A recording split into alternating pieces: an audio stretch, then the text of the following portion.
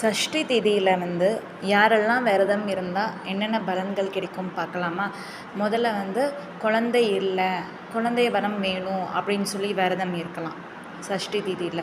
அதே மாதிரி பார்த்திங்கன்னா, எனக்கு நல்ல படிப்பு தரணும், படிப்பு வேணும், நான் நல்லா படிக்கணும் அப்படின்னு சில குழந்தைகளும், எல்லா குழந்தைங்களுமே விரதம் இருக்கலாம். மூன்றாவது பார்த்திங்கன்னா, படிச்சுட்டு எனக்கு வேலை கிடைக்கல, நல்ல வேலை கிடைக்கணும் அப்படிங்கிறவாலும் விரதம் இருக்கலாம்.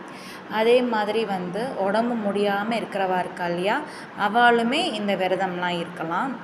அதே மாதிரி இந்த சஷ்டி தீதியில் விரதம் இருக்கிறவ குழந்தை இல்லைன்னு சொல்லி விரதம் இருக்கிற இல்லையா, பார்த்திங்கன்னா அதுக்கு ஒரு பழமொழி இருக்குது. சஷ்டி விரதம் இருப்போர் அகப்பையில் கட்டாயம் குழந்தை வளரும் அப்படின்னு சொல்லுவாள். அதனால் இந்த விரதம்லாம் நீங்கள் இருந்தீங்கன்னா நீங்கள் நினச்சது நிறைவேறும். அதே பார்த்திங்கன்னா வளர்பிறை சஷ்டி, தேய்பிறை சஷ்டின்னு சொல்லி மாதாந்தோறும் 2 முறை வரும்.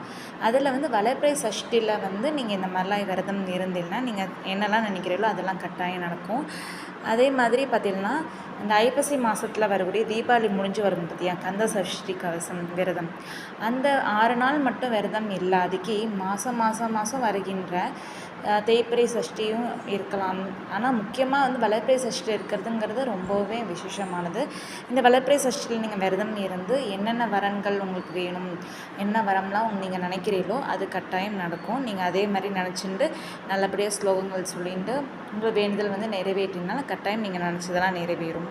முருகனுக்கு உண்டான இந்த சஷ்டி தேதியில் நீங்கள் வேண்டினது கிடச்சி நினச்சது நினைக்காமல் போகாது. அதனால் கட்டாயமாக நீங்கள் நினச்சது நடக்கணும்னா இந்த வளர்பிறை சஷ்டியில் விரதம் இருந்து சுவாமியை வழிபட்டு வாங்க, நெய் தீபம் ஏற்றின்னு வாங்க.